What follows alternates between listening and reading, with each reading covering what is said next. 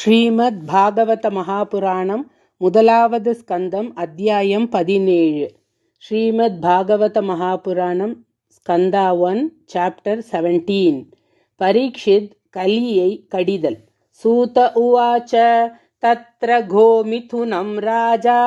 ஹன்யமானாமநாதவத் தண்டஹஸ்தம் ச விருஷலம் தத்ருஷே நிருபலாஞ்சனம்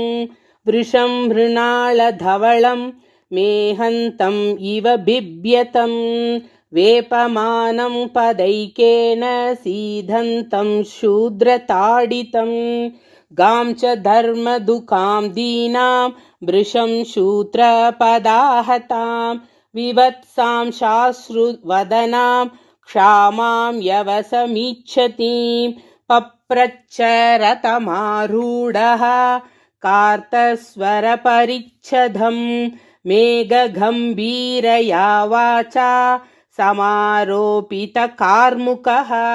कस्त्वं मच्चरणे लोके बलादंस्य बलान् बली नरदेवोऽसि वेषेण नटवत्कर्मणाद्विजः यस्त्वं कृष्णे गते धूरं सह गाण्डीवधन्वना शोच्योऽस्य शोच्यान् रहसि प्रहरन् वदमर्हसि त्वं वा मृणालधवलः पादैर्न्यूनपदाचरन् वृषरूपेण किं कश्चिद् देवो न परिखेधयन् न जातु पौरवेन्द्राणां दोर्दण्ड परिरम्बिते भूतलेऽनुपतन्त्यस्मिन्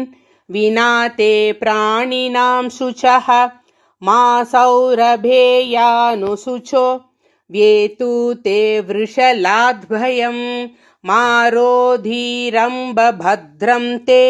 खलानामयि शास्तरी यस्य राष्ट्रे प्रजा सर्वास् त्रस्यन्ते साधुभिः तस्य मत्तस्य नश्यन्ति कीर्तिरायुर्भगो गतिः एष राज्ञां परो धर्मो ह्यार्तानामार्तिनिग्रहः अत एनं वदिष्यामि भूतदृहमसत्तमं को वृश्चत्तव पादां स्त्रीन् सौरभेय चतुष्पद मा भूवं त्वादृशा राष्ट्रे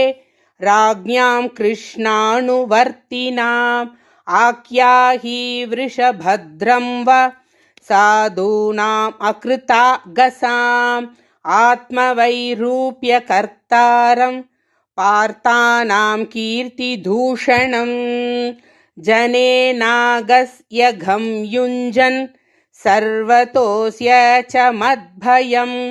साधूनां भद्रमेवे स्यात् साधु दमने कृते अनाकस्विह भूतेषु य आगस्कृन्निरङ्कुशः आहतास्मि भुजं साक्षात् अर्ध्यस्यापि साङ्गतं राज्ञो हि परमो धर्मः स्वधर्मस्थानुपालनं शाश्वतोऽन्यान्यथा शास्त्रम् अनापद्युति पदानिह धर्म उवाच एतद्व पाण्डवेयानां युक्तमार्ताभयं वचः येषां गुणगणैः कृष्णो दौत्यादौ भगवान् कृतः न वयं क्लेशबीजानि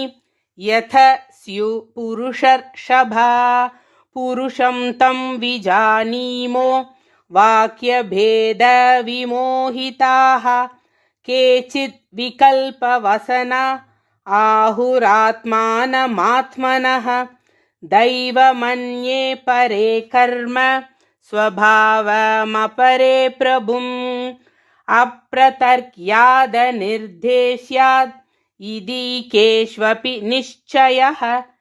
अत्रानुरूपं राजर्षे विमृशस्व मनीषया सूत उवाच एवं धर्मे प्रवदति स सम्राड्द्विजसत्तमा समाहितेन मनसा विखेदपर्यचष्टतम् राजोवाच धर्मं ब्रवीषि धर्मज्ञ धर्मोऽसि वृषरूपदृक् यदधर्मकृतस्थानं सूचकस्यापि तद्भवेत् अथवा देवमायाया नूनं गतिरगोचरा चेतसो वचसस्यापि भूतानामिति निश्चयः तप शौचं दया सत्यम् इति पाधा कृते कृताः अधर्मांशैस्त्रयो भग्नाः स्मयशङ्गमदैस्तव इदानीं धर्मपादस्ते सत्यं निर्वर्तयेद्यतः तं जिगृषत्यधर्मोऽयम् अनृतेनैधितः कलिः इयं च भगवता न्यासितोरुभरा सती श्रीमद्भिस्तत्पथन्यासैः सर्वतः कृतकौतुका शोचत्यश्रुकला साध्वी दुर्भगे वोजिताधुना अब्रह्मण्या नृपव्याजा शूद्रा भोक्ष्यन्ति मामिति इति धर्मं महीं चैव सान्त्वयित्वा महारथः निशातमादधे खड्गं कलये धर्महेतवे तं जिगांसुमभिप्रेत्य विहाय नृपलाञ्छनं तत्पादमूलं शिरसा समघाद्भयविह्वलः पतितं पादयोर्वीक्ष्य कृपया दीनवत्सलः शरण्यो नावधिश्लोक्य आह चेदं हसन्निव राजोवाच न ते गुडाकेशयशोदराणां बद्धाञ्जलेर्वै भयमस्ति किञ्चित् न वर्तितव्यं भवता कथञ्चन क्षेत्रे मदीये त्वमधर्मबन्धुः त्वां वर्तमानं नरदेवदेहेषु अवनुप्रवृत्तोऽयमधर्मभूगः लोभो नृतं चौर्यमनार्यमंहो ज्येष्ठा च माया कलहश्च दम्भः न वर्तितव्यं धर्मबन्धो धर्मेण सत्येन च वर्तितव्ये ब्रह्मावर्ते यत्र यजन्ति यज्ञैः यज्ञेश्वरं यज्ञविधानविज्ञाः यस्मिन् हरिर्भगवानिज्यमान इज्यामूर्तिर्यजतां शन्तनोति कामानमोगांस्थिरजङ्गमानाम् अन्तर्बहिर्वायुर्वैश्य आत्मा सूत उवाच परीक्षितैव मादिष्ट सकलिर्जातवेपतुः तमुद्यतासि माहेधं दण्डपाणिमिवोद्यतं कलिरुवाच यत्र क्वचन वत्स्यामि सार्वभौमत्तवाज्ञया लक्ष्ये तत्र तत्रापि त्वामातेषु शरासनं तन्मे धर्मभृतां श्रेष्ठ स्थानं निर्धेष्टुमर्हसि यत्रैव नियतो वत्स्य आतिष्ठं स्तेऽनुशासनं सूत उवाच अभ्यर्थितस्तथा तस्मै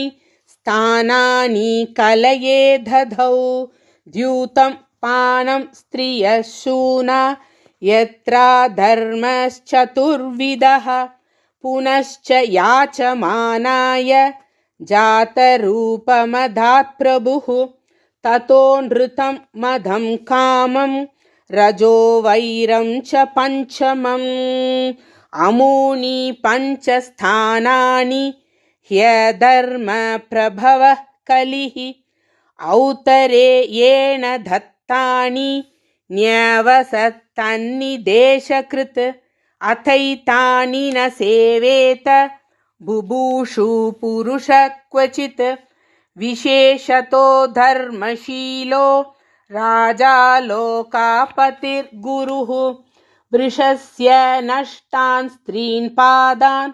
तपशौचं दयामिति प्रतिसन्धद आश्वास्य महीं च समवर्धयत् स एष एतर्ह्यद्यास्त आसनं पार्थिवोचितं पितामहेनोपन्यस्तं राज्ञारण्यं विवीक्षता आस्ते धुना स राजर्षि कौरवेन्द्रश्रियोल्लसन् गजाह्वये महाभागश्चक्रवर्ती बृहश्रवाः इदं भूतानुभावोऽयम् अभिमन्युसुतो नृपः यस्य पालयतक्षोणीं यूयं सत्राय दीक्षिताः. ஸ்ரீமத்பாகவத மகாபுராணம் முதலாவது ஸ்கந்தத்தில் 17வது அத்தியாயம் முற்றிற்று. கோபிகா ஜீவனஸ்மரணம் கோவிந்தா கோவிந்தா நாராயண அகில குரு பகவன் நம.